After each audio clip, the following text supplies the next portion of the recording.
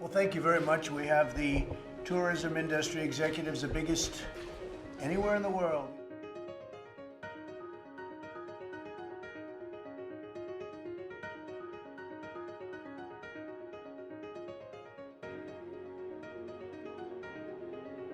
Reality is we'll have a period of time where we're going to have to recover and rebuild.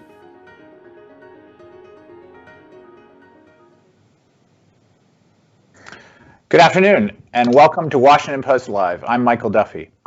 Our guest this afternoon is Chris Nassetta, President and CEO of the Hilton Company, which is the second largest hotel company both in America and the world. He joined the company in 2007, and before that, he was President and CEO of Host Hotels and Resorts. He joins us today from McLean, Virginia. Chris, thanks for being with us today. Michael, great to be with you. Thanks for having me on. It's quite a time to be visiting. Your company was 100 years old last year. It oversees some 1,600 properties, some million hotel rooms, and I'm sure that the last 3 months have been like anything that you could have possibly imagined. Talk to us a little bit about your business and how it's going since this began. Yeah, well, let me back up because last year was a big year. First of all, we have 6,100 properties around the world, 119 countries.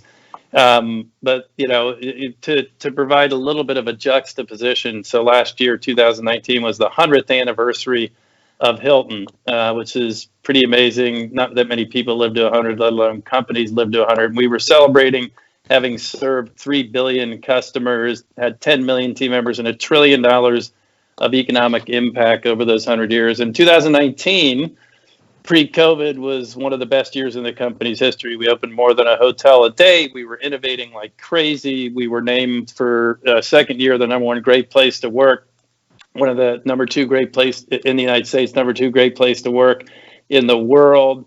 And the truth is, the company, we had an amazing culture. We were performing at the highest levels in a 100-year history. And things changed a lot, as you might imagine. That was then, and this is now. And really, as we got to the end of the year, we didn't really have a sense of what was in front of us. I was sort of kidding with my wife. We were, over the holidays with our 6 children in a warm place, talking about what a busy year and what a successful year it had been for our family, what a successful year it had been for Hilton, the 100-year-old business that was performing at the highest levels. And while I had seen a little bit, had a little bit of the threads of what was going on, because we run a big global business. We have, hundreds of hotels in China, and we were starting at the end of December and certainly into January to see, telltale signs of impact in that market that obviously, went in first and escalated. It was very hard to see, in January and February, until you got into late February, what was really coming our way. And so, as you sit here today, we're in the middle of, as everybody knows, one of the biggest crises since the Great Depression. You've seen dramatic impact on the business that started in China that has swept the world.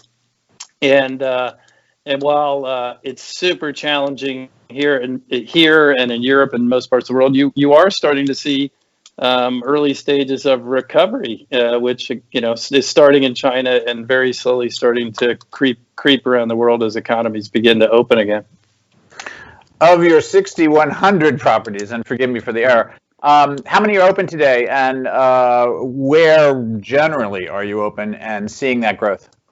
At this point, all of our properties in China are open. So we have, our 250 to 300 hotels open in China. And then around the rest of the world, in Europe, about 40% of our properties are still closed. So we call, suspended operations.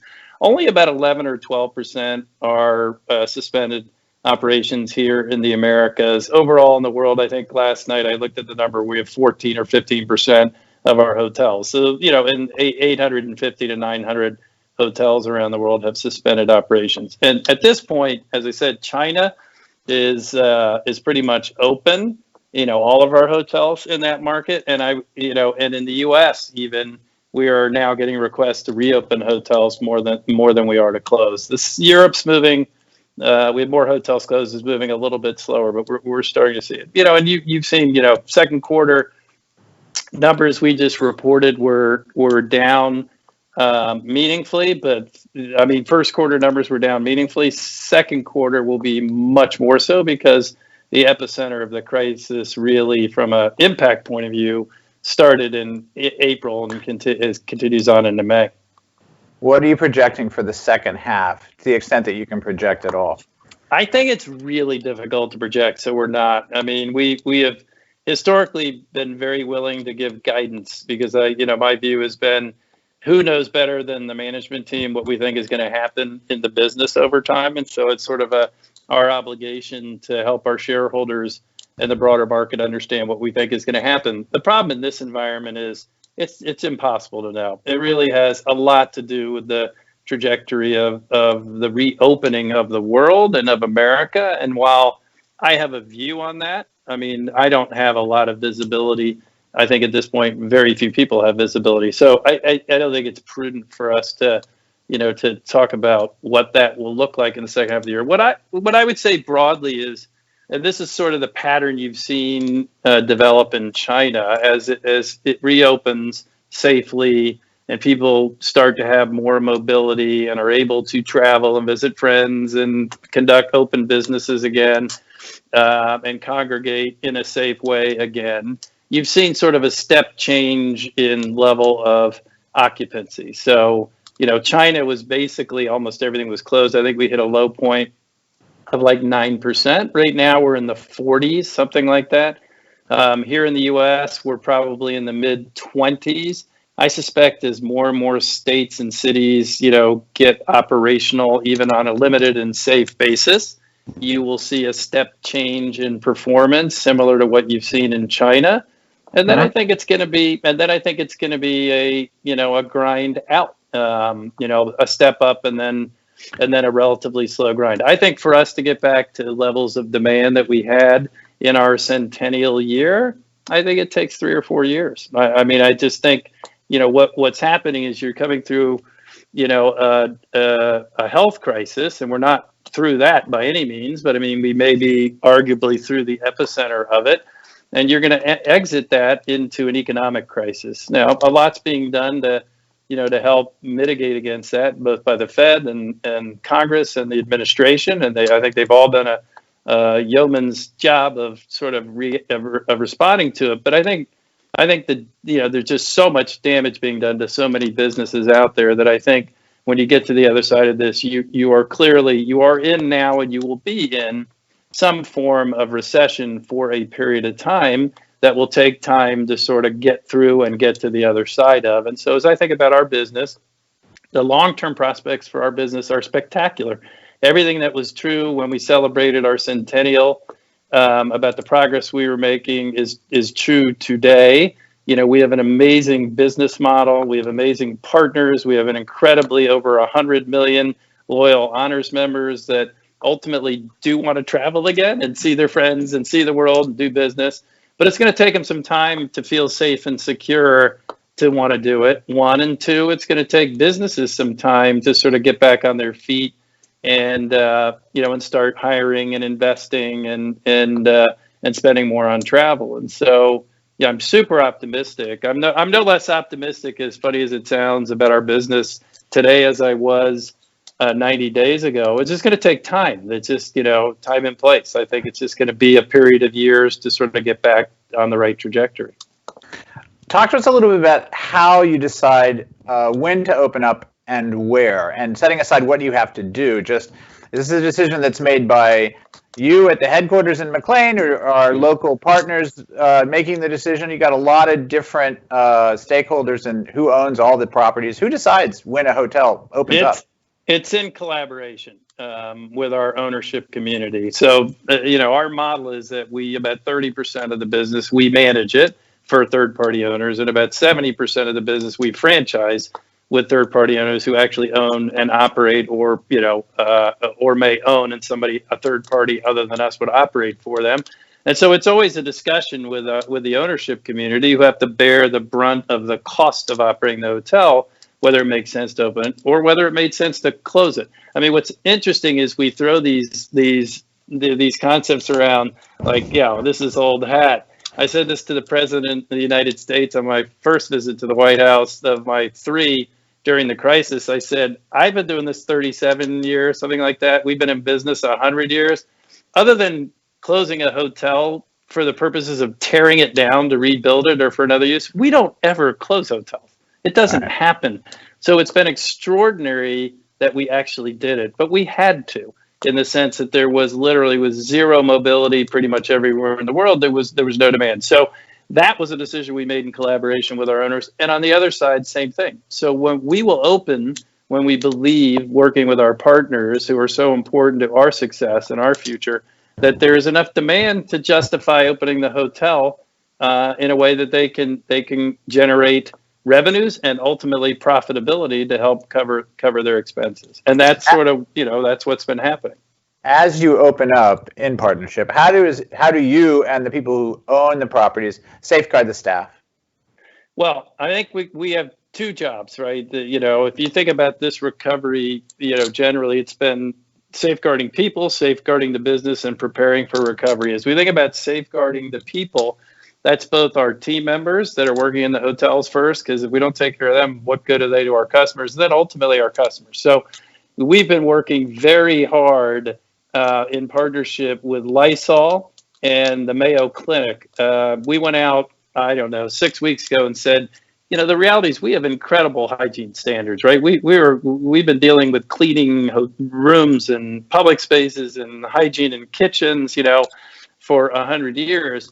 But the level of the necessity in today's world, in a COVID-19 world, we thought was much higher. And we really wanted to have sort of hospital grade hygiene and cleanliness protocols. And so we went out and said, let's work with Lysol, let's work with Mayo Clinic to have them help us take our already solid standards and make them even better. And that includes, how do we take care of our team members? So that means making sure that we understand if they're sick, either through temperature checks or potentially some amount of testing. That means providing them PPE. That means making sure that that they are protected and that they're distanced. And then from the standpoint of our customers, a whole host of protocols. If you want me to walk you through the vision of we'll get there.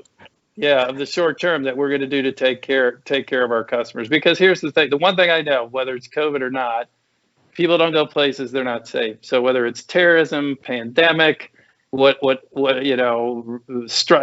form of strife, if you don't feel safe, you don't travel. You don't go to those destinations. And so right now, people really don't feel safe anywhere. And so we can't solve all the problems, but we can certainly make them feel we can solve the problem that when they're in our ecosystem, if they make it that far, we're going to help make sure that they're safe. Great. We'll get to the guests in a second. I just want to dwell a little bit more on the staff because they are first step. What can Hilton do, or any company at this point, to test all its employees? Is that still a challenge logistically? I think it is still a challenge. I think, yes, it is definitely challenging. We are not doing that. I mean, we have other protocols in place, which is people sort of self-reporting, whether they feel ill, they have temperatures, et cetera. We will likely start doing temperature checks, and then, as I said, we will definitely provide them with and create requirements that they wear masks in certain parts of the hotel, that they wear gloves. And we think through a mosaic of these sorts of things, we can keep them safe and we can keep our customers safe if God forbid, one of our team members is infected and is on premises. But it's your sense that eventually you're going to have to be testing your employees on a regular and continuing basis I'm not sure that that's the case. I think we will likely be doing temperature checks and self-reporting, and as I said, plenty of PPE.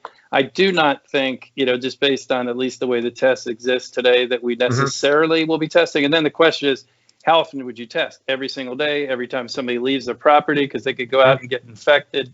So I think that, again, we're still working with the Mayo Clinic on exactly what the right protocols are. But I think between PPE and temperature checks and other distancing methods, we feel like we will be able to keep our team out of harm's way. Have you had trouble with the access to PPE as well? We have not. No, we have not. We have ample access to PPE at this point. I would say almost unlimited access to PPE. I must get 100 emails a day from somebody trying to sell me something that I push over to our supply management team. And so, talking to our head of supply management, I think we have unlimited access to what we need. Now, if I'm going on a trip and I'm going into a hotel, what should I look for in terms of protocols and safeguards as a guest? Yeah, well, close your eyes. I'll take you on the Hotel of the Future tour. So, I mean, the first is some of the things we were already doing, we're just going to lean into, and I think will be adopted more quickly. So the first step will be, we already have digital check-in, digital room selection for every hotel in the United States, and digital key. So you never need to go to the front desk. You don't need to do anything. You get an email, or you can go in the Hilton Honors app. You can pick your room on a map. You can check in, and you get a digital key, and you're on your own. So I think the reality is contactless entry is going to be a huge thing. It was already getting great adoption. I think it will be massively adopted at this point. So the way to think about it now is you're traveling that day, you'll check in, you'll pick your room, you'll have your digital key, you'll come to the hotel, you'll see, a PPE station where you have sanitizers, masks if you needed, other things. You will see, a lot of signage about distancing in public spaces. You will see setup of furniture, including in the restaurants, to allow for that. You'll see a different setup in the restaurants, in terms of, the normal buffet may be more of a single serving, grab and go, at least in the short to intermediate term.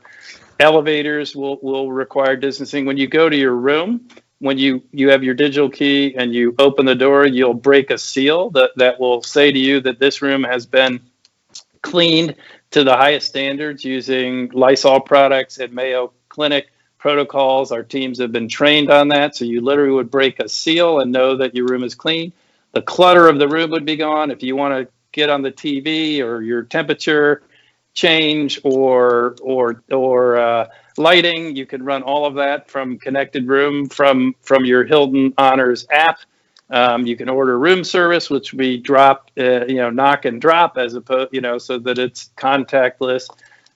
So you can run everything in your room without touching things. And of course, the room will have been cleaned to the highest standards. And when you want to leave, you check out with the Hilton Honors app. You order your lift if you want through the Hilton Honors app. You leave, you go on your way for your next experience. And so some of those things I just described are new.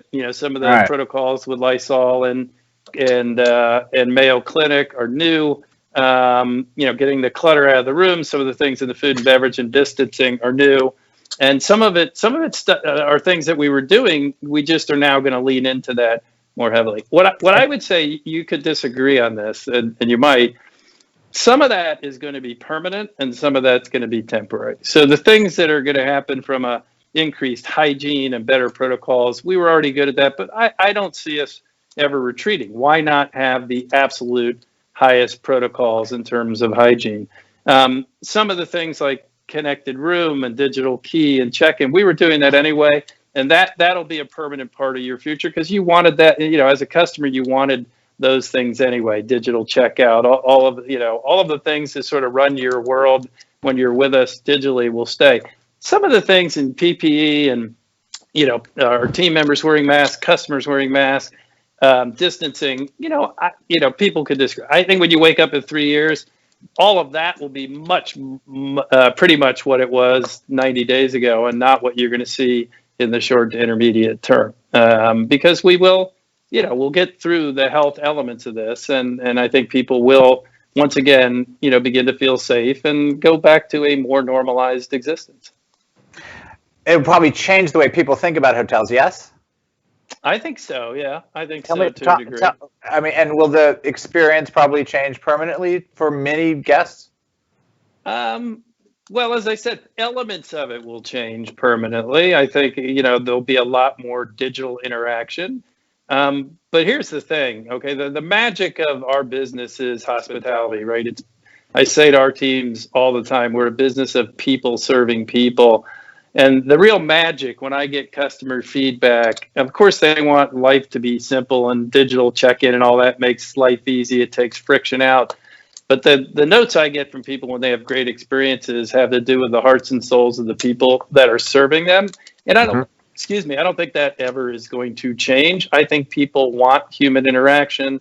They want to go out, they want to see friends, family, travel, have experiences with other cultures around the world. They want incredibly heartfelt service delivered by our teams. And so I think the core elements of our business, which I would describe are hospitality, people serving people. I don't think in the long term any of that's going to change any more than it already was, meaning certain mechanical elements of the experience are going to be digitized. But that was happening anyway. It's going to happen faster, but that was happening anyway. And that allows our teams to be freed up to curate better experiences for our customers from a human point of view. Talk to me a little bit about the teams, especially since you're having to train or retrain so many of them. How many people are working at Hilton today, and how does that compare to, say, at the beginning of the year when you were at your peak? Well, we had in the whole ecosystem about 430,000 people in 119 countries around the globe. We have had to furlough, and that's corporate and frontline teams. We have furloughed, along with most in the industry, probably a little bit more than 60% of our workforce at this point. And obviously, as we get to recovery, are working on and hopeful that we'll be able to bring the bulk of those back. And I am highly confident that we will. The question of when has to do with the trajectory of this recovery. Because again, the bulk of those 400 plus thousand folks are in our hotels that ultimately, from a cost point of view, are the responsibility of our ownership community. We have to be really thoughtful they don't have revenues coming in. And so as painful as it is for our frontline team members, and trust me, I feel that pain as the number one great place to work in the United States, there really was no alternative. The thing that we've worked really hard is to do it the right way. We've worked, one of the first things I did, when I was asked to go to the White House and was talking to folks on the Hill as people were thinking about how to respond to this, is really working on behalf of our frontline team members to make sure that we created a safety net with the unemployment, I call it affectionately unemployment insurance on steroids, but the top up of the federal on top of the state unemployment insurance, and also working very hard on behalf of our ownership community to make sure that we were providing a liquidity bridge for businesses, most of which are small and medium-sized businesses that had no revenues coming in, but still had to pay expenses and debt service and all those fun things. But the first objective really was making sure we were taking care of our teams. And to the credit of Congress, the administration, while nothing's perfect, I think they've tried and done a very good job of trying to take care of a broad swath of people that have been terribly impacted, and those that can least afford to be impacted. Travel has lots of different sectors. There's business travel, there's personal travel, there's group meetings. Which one of these are you kind of looking forward to come back first? Well, traditionally, what you would see is the following sequence. The three big segments are leisure transient, as we call it, business transient, and then group business, which is largely business and association and other types of groups. You would typically see the cadence of leisure would come back first, then business, then group. And I think that's what you're going to see now. I mean, it's interesting. Even this weekend, one of the things that we're doing, I was just talking to our head of operations, for the Americas.